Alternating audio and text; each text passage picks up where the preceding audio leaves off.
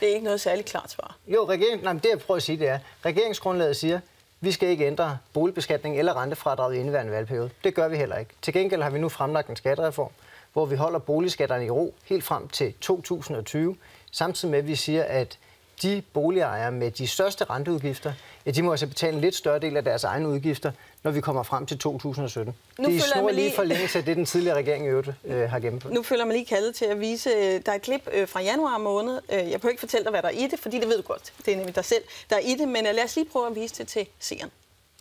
Kan boligskatterne komme i spil i den her valgperiode, men altså selvfølgelig så først, de bliver hævet efter næste valgperiode? Jamen, altså, regeringen har, synes jeg, været meget klar i spyttet på lige præcis det her spørgsmål. Og det er, at vi ikke piller ved boligskatterne eller rentefradraget.